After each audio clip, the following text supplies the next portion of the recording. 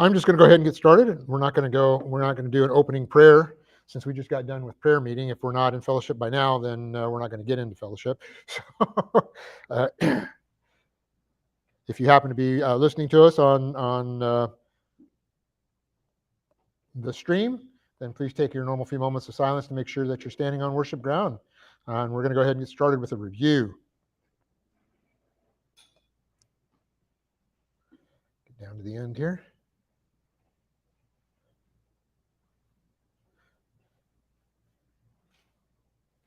All right, we're doing a introduction still to the Old Testament. We'll be doing this for a little bit longer. I'm starting to short things up a little bit, hopefully. But we are into the prophets, and we got last week on streaming, or not, well, yeah, streaming, because I wasn't here. We got an introduction to Isaiah. But first, I gave you this time period of the prophets. I'll probably bring this up a couple different times. Hope everybody has a copy of this. Gives us an idea of what periods were going on. And what I may end up doing before this is over is going ahead then and also adding in, since we had the table that showed the various kings of the north and the south, we could go ahead and put the kings in here so that you understand who the kings were that these people were supporting as well. And that'll give us a complete list of both the kings and the prophets and the time periods and what side, whether they're on the north or the south, and it should be a complete table at that point. So we got into the book of Isaiah last week, and as far as we got was the introduction, which was subpoint A. And it said Isaiah in the Hebrew, meaning Jehovah is salvation, was the greatest of the Hebrew prophets. His general prophecies are often stated as being without equal as far as beauty of style, versatility of treatment, brilliance of imagery, and splendor of diction. And then I went on and gave you some more information and ended with, consequently, it says, however, critical scholars, start back up there. However, critical scholarship beginning in the late 18th century argued that the book was largely the product of at least two and maybe three different authors, widely separated in time and place. Consequently, there's been seemingly less interest in the majesty of the book's message than in the battle over its unity and compositional history. That's a score one for Satan with regard to distracting Christians from the message of the book and the Bible. And so now we're going to get in a little bit into the unity of the book. I'm not going to spend a whole amount of time. We'll probably be this week and maybe a little bit into next week because we had prayer meeting today. But we're going to go a little bit into the unity of the book. And then I really want to get into what the message is and the theology and that kind of stuff. I give you this because I don't know who you interact with or who you might be talking to. Sometimes you run into people who know a lot about Christian history and stuff like that, and they may bring up some of these points. So I give you these points so that you have a good understanding and you can have an argument. Not necessarily an argument, but you have a basis for your understanding and your faith in inspiration. Okay. So subpoint B is unity of the book, colon.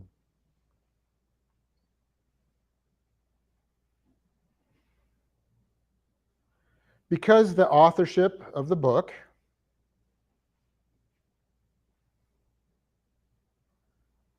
has been brought into question,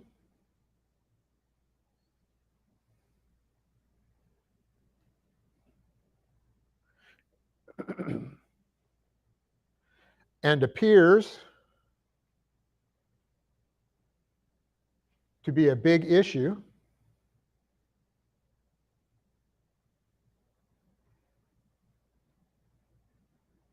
so because the authorship of the book has been brought into question, it appears to be a big issue in, quote, modern day, end quote, theology, comma,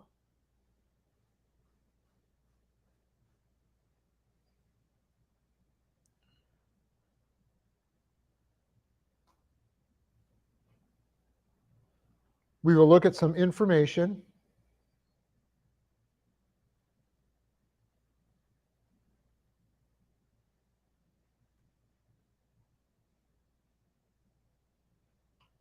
surrounding this issue.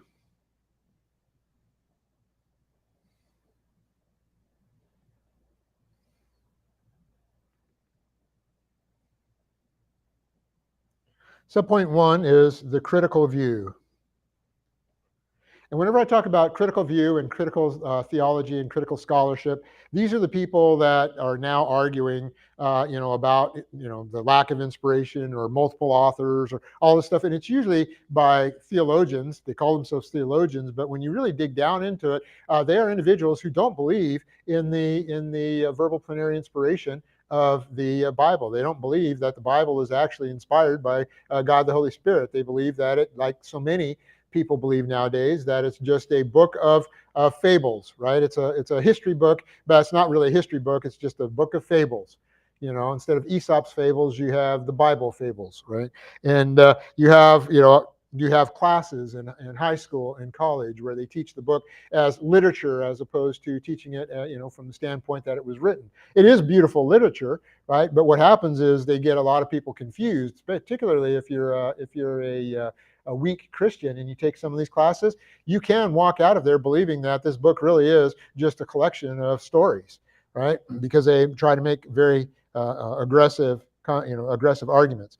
So subpoint one is going to be the critical view. I said the critical view, so the point says the critical view concerning the authorship in unity of Isaiah, colon.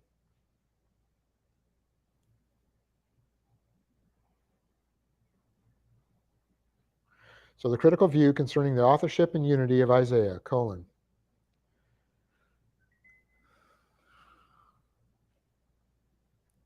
As a result of the, quote, enlightenment, end quote,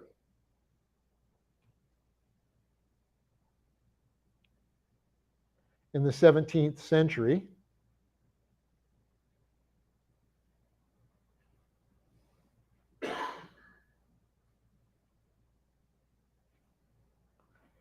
people began to question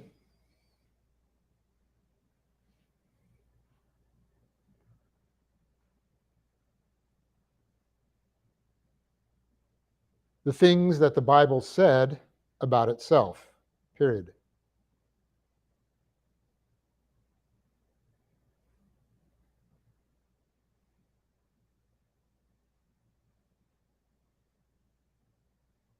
Their view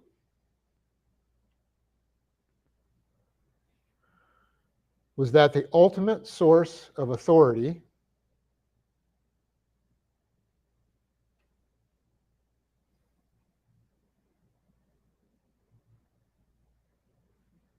was not the Bible,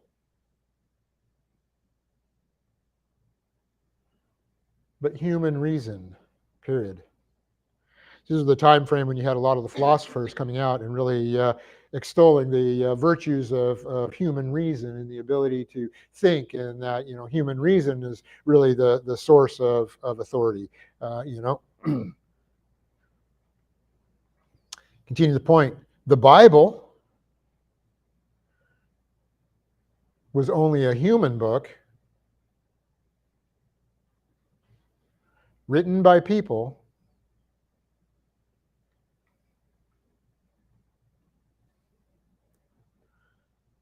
and not inspired by God.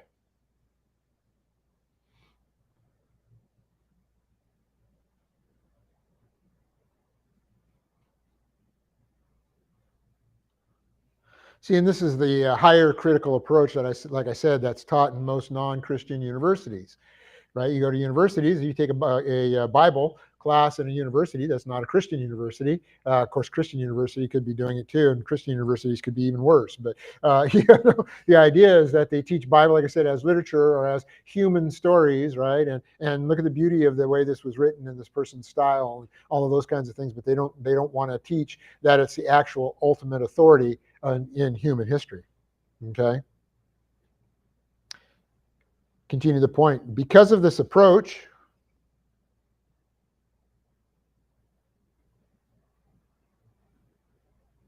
many of the books are questioned.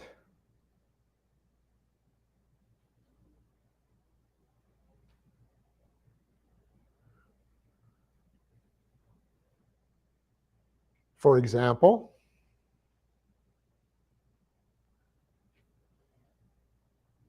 the Pentateuch, comma,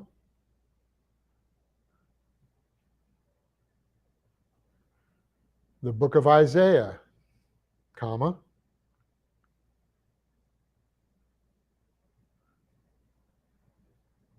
and the book of Daniel.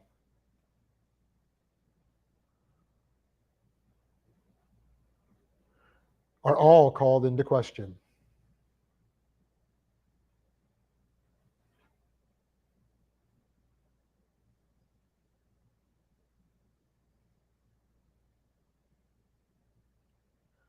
With regard to Isaiah,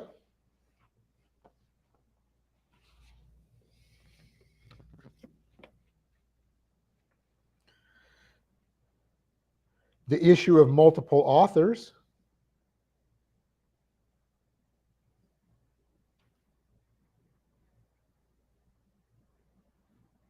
initially arose. With regard to Isaiah, the issue of multiple authors initially arose. Such a clatter. No, arose because of the differences in the beginning and end of the book. Semicolon.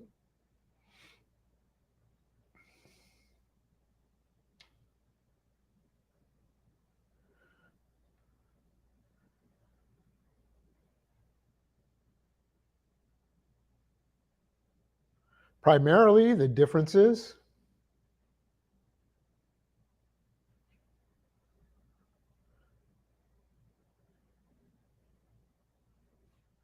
between chapters 1 through 39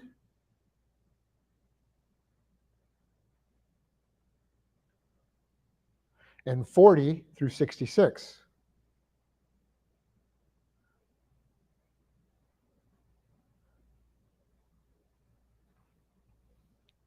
And I have a table here that shows the differences in the two halves. And I didn't print it out. Excuse me, I didn't print it out because it's fairly easy for you guys to go ahead and copy if you would like. But what we see is that in Isaiah, in the first half, and that's 1 through 39, okay, we have the fact that the focus is on judgment. Okay, the empire that is in view is the Assyrian Empire. It talks about Zion. Both of them end up talking about Zion. But it talks about Zion. It talks about an unfaithful harlot. It talks about the problems associated with Israel. The fact that it's being a harlot, meaning that it's playing with other nations when it shouldn't be. It is full of sin. You have a lot of sin going on. And the fact that it's going to ultimately be a ruined city. Jerusalem is going to be a ruined city. And so that's the very focus of 1 through 39. It's a lot of doom and gloom, if you will, but it's warning doom and gloom. It's warning to try and get Israel back to functioning properly. Then when you get into chapters 40 through 66, the message changes. Instead of judgment, it changes to salvation, talking about how Israel will be maintained, how Israel will become a priest nation again. It's looking forward to the city on the hill, if you will. It's looking forward to actually giving a little bit of information associated with the new heavens and the new earth, as far as the New Jerusalem is concerned. It talks about Babylon. And you have Babylon coming in and taking over, and you have Cyrus allowing them to come back out of exile and rebuild the temple and do those kinds of things, which is in the future. Okay, and to name, and we're going to get some of this in more in words, but to name Cyrus as the emperor, something that causes conflict. People go, oh well, there's no way that Isaiah could have known about Cyrus. Yeah, except for the fact that God doesn't operate in time, and God knows everything all the time. And so through inspiration, he could have not only told them about Cyrus, he could have told them about Billy Graham, right? There's no reason why God couldn't have told Isaiah about these things. And then it goes to the concept of being the bride of the Lord. And it talks about Israel coming back pure and being pure and righteous and being restored. And then the center of the kingdom, Jerusalem being Zion, being the center of the kingdom, right? And so when these critical people look at, these critical scholars look at the major difference between this chunk of the book and the first chunk of the book, they say, well, this first chunk deals with the time that Isaiah was alive, because he was alive during Assyria, right? The Syrian Empire, that he obviously wrote the book. And then the second half was written by somebody else. Okay, and so they talk about, and again, I'll give you this in points, but they talk about a Deutero Isaiah, and then at some point they also add a third one. They take this from 40 to 55, and then 56 to 66, and they talk about a third author, right? So once someone cracked open the can and said, oh, there could be two, then someone else joined in and said, oh, there could be three, right? And now you've got people that are trying to make their name by saying, oh, there's more than that, right? Oh, I found, evidence that there's 35 of them, right? Every sentence was written by somebody else. It was done like, the game where you all sit in a circle and one person says something and somebody says something else, right? That's how the book got written, right? I was when I was working many years ago in an area, one of the guys I was working with had worked with NASA in the past. And he was, and well, not with NASA. He was still had worked with Motorola, but it was back when Motorola was making all of the radios that went on the spacecraft and went on various the probes that went out to Pluto and all that stuff. Motorola did, because they did such high quality space rail equipment. They did all of the radio communications and stuff that sent all the signals back from these Explorer things, right? And the problem was NASA had a thing where if the hardware had a failure, if you couldn't fix it, you had to justify what the failure was, right? Or they wouldn't launch. In other words, every issue, every open issue had to be resolved before they would launch, right? And they had this one failure that they could never ever repeat, right? And so they could not only could they not explain it, they couldn't find out what caused it, so they could never ever repeat it. But all these failure reports had to be closed before they could launch. So they all sat down in a board meeting, and one person said the reason it failed was because, and then someone else would say, something, and then the third person would say, and that led to, and then the fourth person, and so that they could close this thing out, so that everybody had a little bit of culpability in closing out the last thing in case it ever had a failure again, right?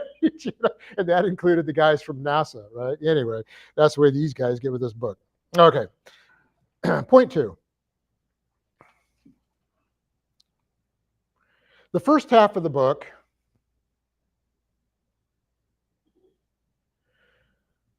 presumes a setting in Jerusalem.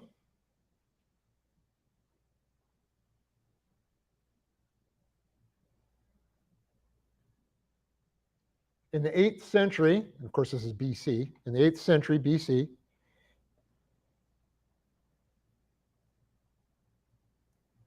during the period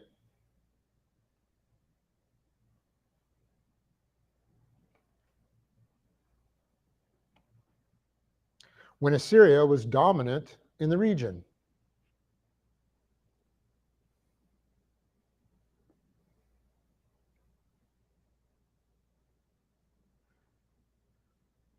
However, in the second half of the book,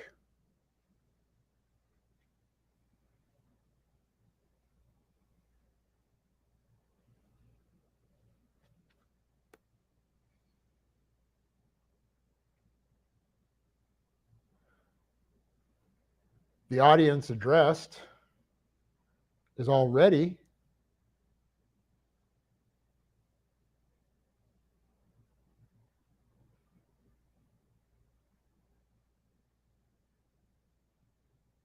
in exile in Babylon.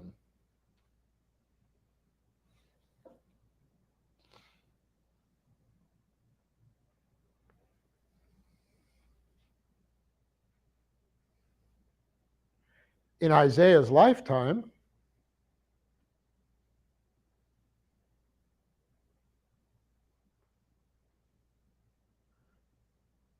Babylon had not yet become a world empire,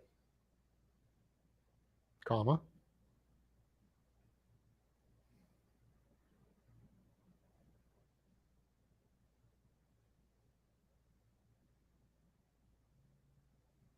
So Babylon had not yet become a world empire, comma. Nor had it been the oppressor of Israel,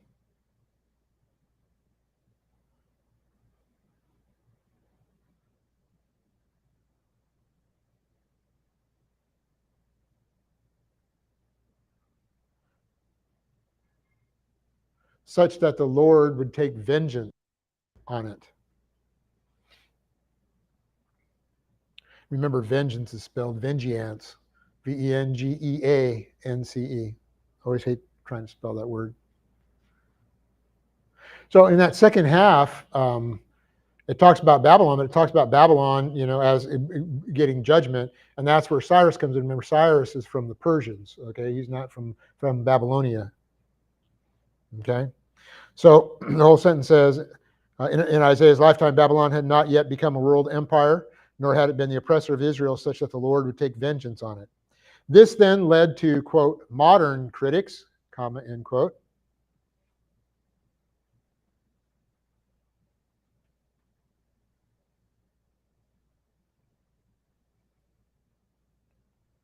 those who obviously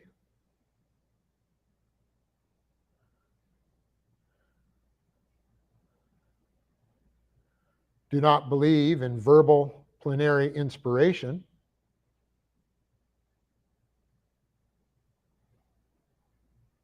comma,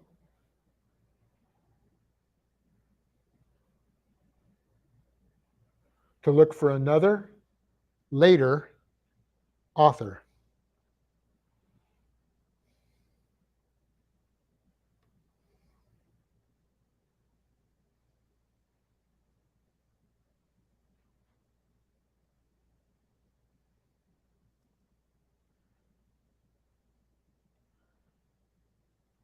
Subpoint 3. In the beginning of the Enlightenment period,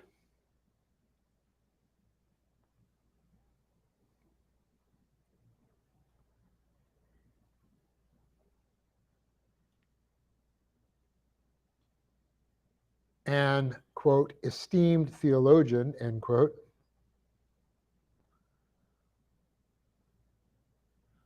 I have his name and the book he wrote and when he wrote it and all that kind of stuff if you ever want it, but I didn't want to give him credit for it. Here are notes. So I'm just going to say an esteemed theologian. He was one that was well known and believed, otherwise this wouldn't have gone anywhere. Okay, so an esteemed theologian denied the Isaiah authorship of chapters 40 through 66.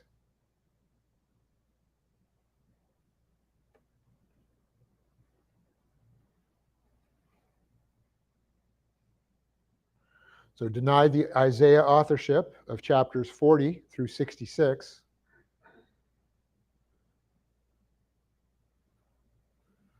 And instead started the discussion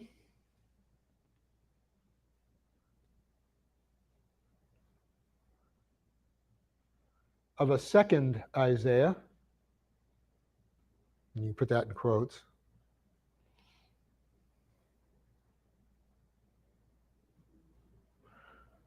Sorry about you guys with computers. I should have said the quotes first because then you got to go back and do it. Anyway, quote, second Isaiah, comma, end quote, or quote, Deutero, that's Deutoro hyphen Isaiah, period, end quote.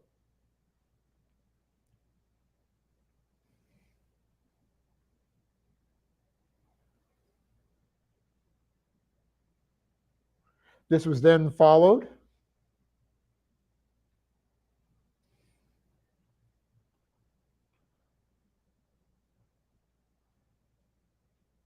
by another theologian,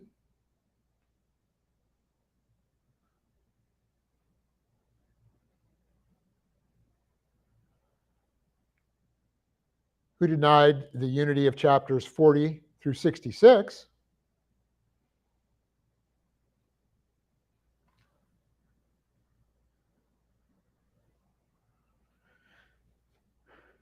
And invented another author,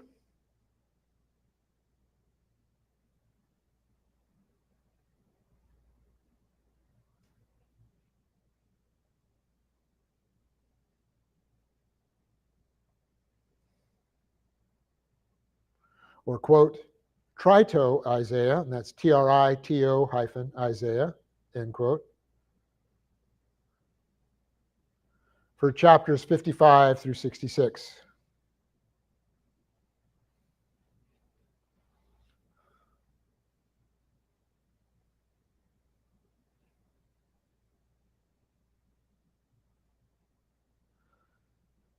And to keep from overwhelming your writing and everything with some of this detail, I'll just tell you, so when these guys were challenged as to how these additional authors and chapters coalesced into a single volume, there was actually an explanation that was provided that said, well, a scribe was writing this down and he had room left over on a scroll after copying Isaiah 1 through 39. And so he filled out the scroll with the writings of these anonymous authors. And then eventually, because no superscription or title separated the works, in other words, it didn't say, this half is written by Joe Schmo, okay, or, Isaiah Jr., okay, because there wasn't any superscription or title separating the works, they were soon read together as a single book. That's their explanation. It was all done because of a scribe who joined a bunch of books together and made it into a single book. Okay, and so that's their explanation. Because when you get these theories, someone needs to ask, well, the logical questions like, well, how did this happen, or how? And it seems like these scholars never get challenged by other scholars, on how they came up with these ideas and what they're doing. Now, what's happening, and I don't get into that kind of detail here. I do talk about this being chopped up finer and finer. But now, with the advent of computers and the ability that computers have gotten of linguistic analysis, right? They're going through and they're trying to find, how many times was this said and how many times was that said and what is this style versus that style. And so now you've got people trying to use computers to chop this book up. And what does that do, right? The reason I'm bringing this up is what that does is that undermines the whole message of the book itself. Right? When you're worried about how many letters there are, how many syllables there are, who wrote what and you're spending all your time on that instead of spending your time on what is it God wants us to know, right? When you work in a big environment like I did at Motorola, it's a whole world in and of itself, right? It's a whole big city. You run into every kind of person there is to run into, right? And I had a technician that worked for me once that was into biblical numerology, right? And he was talking about how, there were so many books, a certain number of books, and that represented something. And then there were so many different chapters, and then there's so many sentences, and then there are so many of different letters, right? And he was going through all this stuff, and I'm like, based on what? Based on the Hebrew Bible? Based on, because he was doing, it turns out, when I started growing, it was all on the King James, and I'm like, that's not a Bible, right? But you get people that look at all of this fancy stuff, right? And they forget the real message. Okay, and that's what's happening here. But anyway, that's the theory. That's their theory, is that this all got jammed together. At least one of the ones that's proposed, it all got jammed together by some poor scribe. They're going to blame him for it. Subpoint 4. Scholars today are chopping it up into even finer pieces.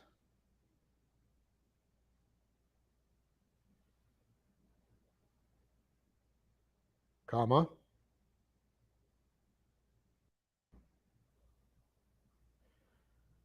Saying that even chapters 1 through 39 were written by multiple people.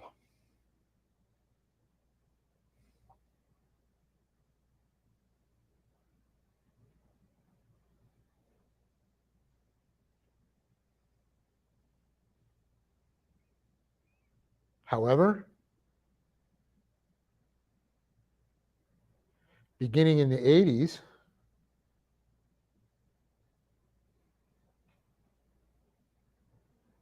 that's the 1980s, not the 1880s or whatever, beginning in the 80s,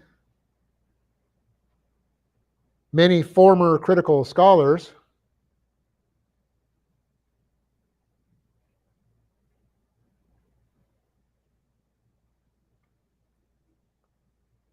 are finally starting to say, quote, so what? Question mark, end quote.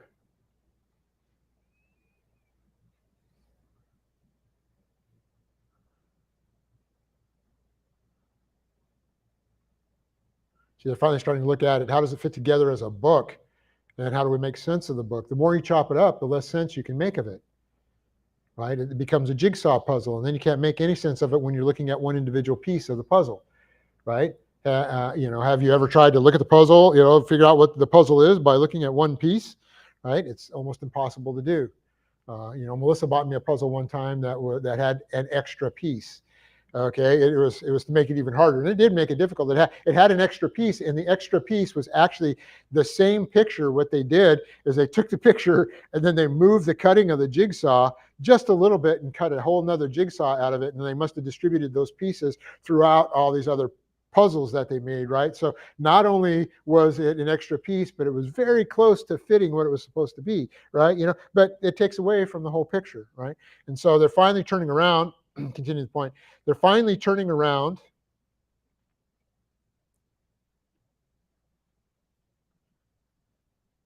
and understanding that it's the message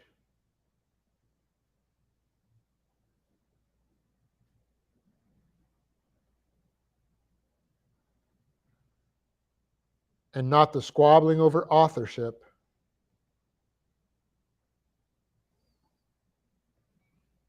that is important.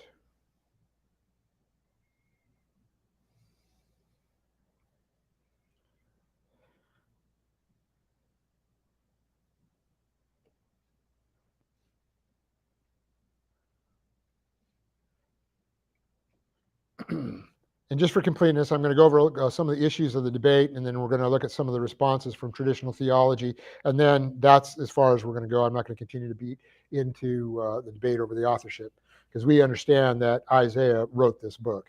Okay? But subpoint 5, a closer look at the issues involved in the debate, colon.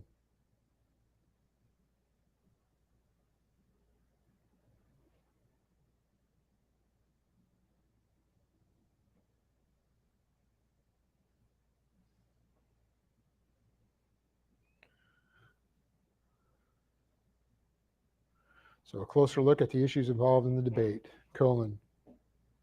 Subpoint Lillet.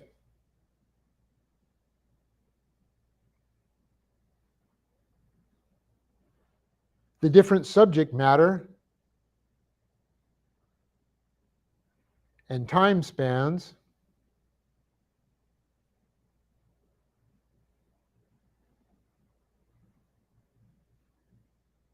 in 1 through 39 verses 40 through 66.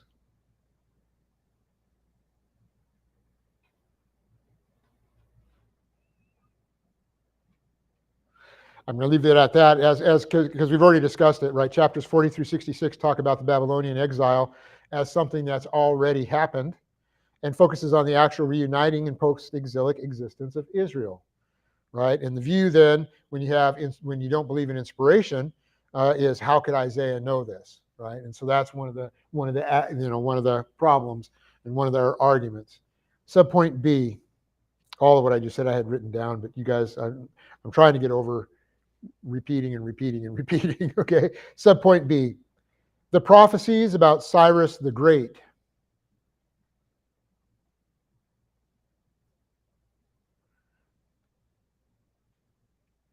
And you can put in parentheses 44:28 and 45:1. It's chapter 44, verse 28, and chapter 45, verse 1, where he's mentioned specifically. In the latter chapters,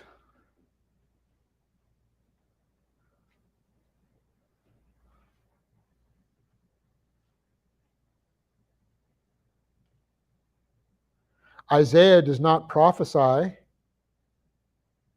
the exile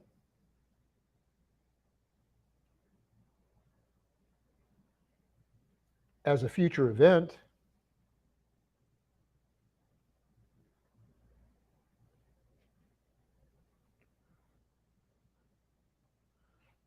but instead writes as if it has already happened.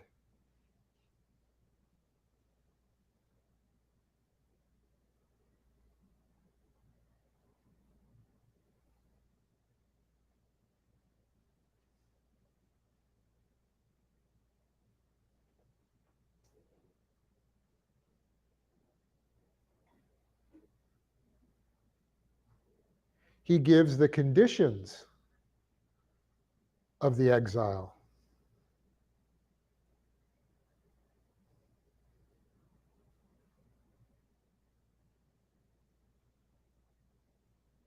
Chapter 63, verse 18, and 64, verses 10 through 11.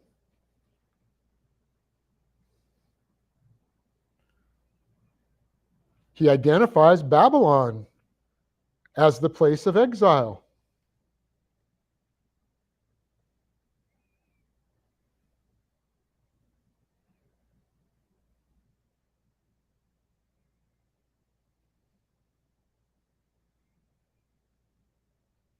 48:20.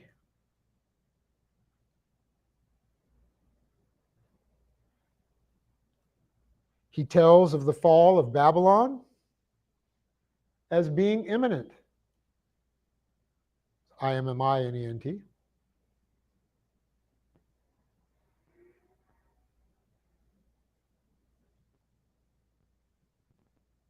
47, 1 through 3.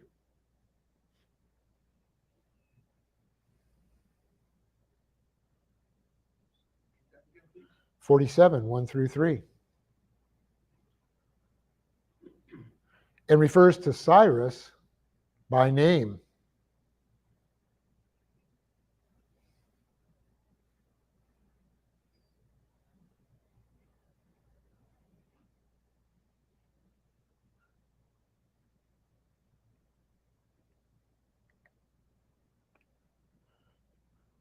(44:28),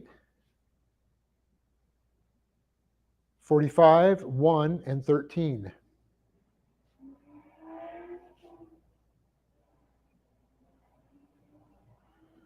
To the critical scholar,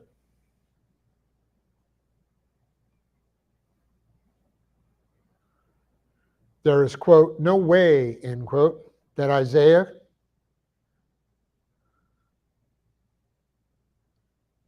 could know these specific details.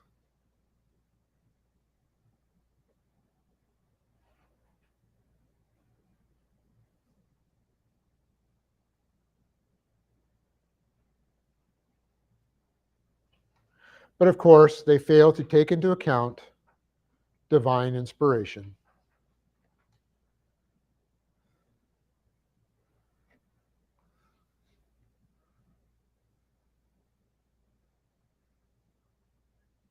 See, if we were studying the New Testament like this, if we were doing a course on the overview of the New Testament, and I guess I really shouldn't call this an overview since it's not really been an overview, it's been a real in-depth study. But the idea is you wonder what these critical scholars, well, I can tell you, but you'd wonder what these critical scholars would say about things like the book of Revelation, right? It's all about stuff that's going to happen in the future. Well, how did that author know about that, right? Well, it's divine inspiration. Anyway, so that's subpoint B. Subpoint C. Theological differences.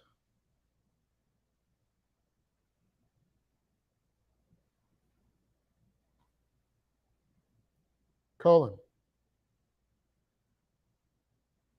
In Isaiah 1 through 39,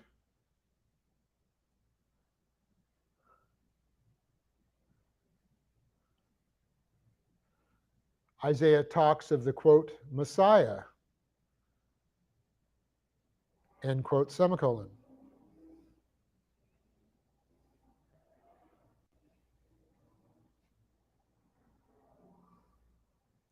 In 40 through 66,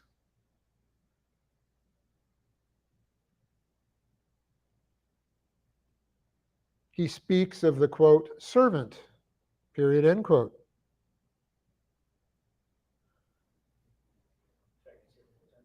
Sure. In in chapters 40 through 66, he speaks about the, quote, servant, end quote, period, end quote.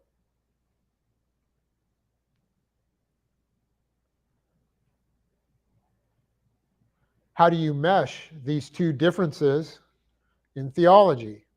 Question mark.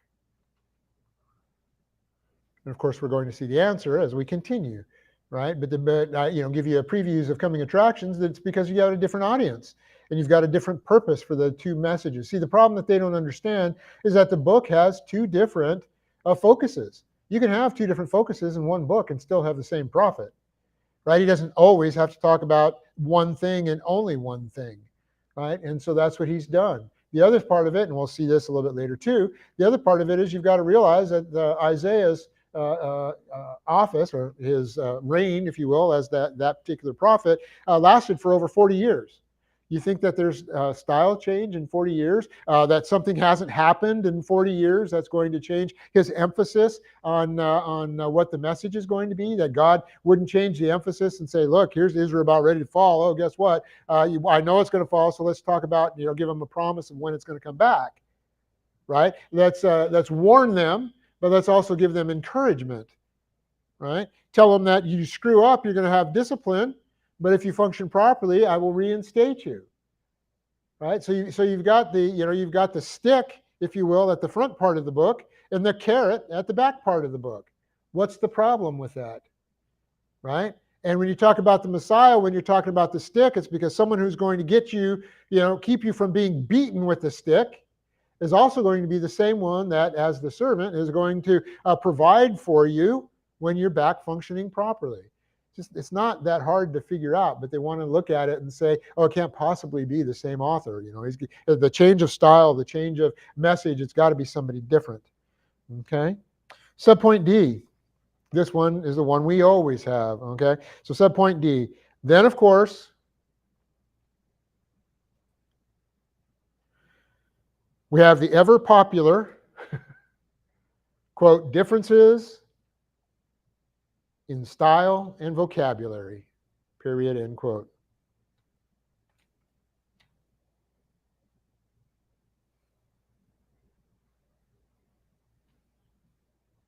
So then, of course, we have the ever popular differences in style and vocabulary.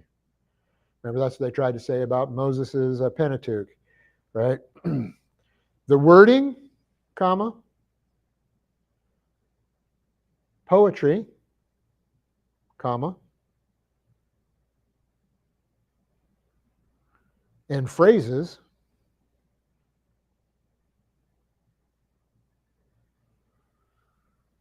are not the same in the second half as the first half.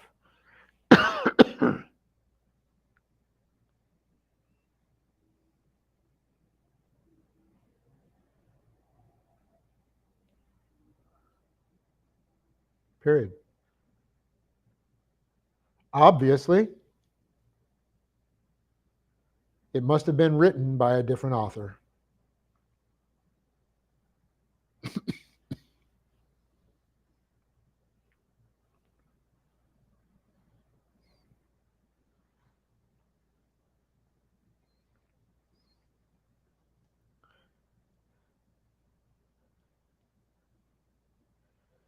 It's funny because when I was in college, in my communications class, we had a bunch of, it was when I was working on my master's degree for business, had a bunch of different papers we had to read, and looking at the different styles and the different messages that were being given and stuff. And this one paper was for it had been submitted to a magazine that was a general business magazine, okay? And it was written by, I'll make up the name because I don't remember the name anymore, but it was written by a Jane Doe, PhD, right? And it said, the blah blah blah blah, whatever the title of the article was, by Jane Doe, PhD, right? And then you had the article, and then another paper that we had to read was for the IEEE, which was the Institute of Electrical and Electronic Engineers, right? And this article had the title, and it said by J. Doe, PhD, EE or whatever it was, right? EE, PhD, and then you had the article. And so I asked my communications teacher. I said, and of course the two styles are different. The one, of course, for the business article was written in more layman's terms, right? And the one for IEEE was written in very technical, electrical engineering vocabulary, right? And so I asked my instructor one time, I said, so is this the same person, right? And was she afraid of, did she say J. Doe as opposed to Jane Doe, right? Because she was afraid of trying to submit a paper as a female to what at that time, whether you like it or not, back in the early, or late 70s, early 80s, right? The IEEE was predominantly male. Engineering was predominantly male. You didn't have all this emphasis on STEM or STEAM or whatever you want to call it nowadays, where you're trying to get equity in the race, the equity in the sexes and, engineering. And so I asked him, I said, and he said, he goes, you're the only one in my 5 classes or whatever that caught that, right? He goes, I happen to know her. And I asked her that exact question, and she said, absolutely, right? She didn't want her name to be known, right, as this female for this paper. But the different styles, right, were because of the different audiences. That's what I was trying to get at. They were because of the different audiences that she was writing to, right? Same thing with this, right? The different styles doesn't mean it's a different author. The different styles means that you have a little bit different audience, you have a little bit different point, okay? So this whole concept of, the ever popular style and vocabulary always becomes stupid. And that leaves us ready for point 6. And point 6 is going to be the responses in the traditional approach. In other words, it's going to be the argument offered by Orthodox Christianity. And that's a beautiful point to stop because A, we're out of time. I've talked too much about my history at work. And B, because it makes a very nice breaking point. And this will get us through, and this will be, it's relatively short. And it'll get us through this whole concept, and then we can get into the message and the theology and really understand what Isaiah is about and why it was written to begin with. Okay? Heavenly Father, we thank you for this opportunity to review your information, to be able to study your book. You get a much better understanding of it and a better background and preparation for actually studying the meaning and its application to those of us that live in the church age. And for all of this, we are truly grateful, and we pray in Christ's name.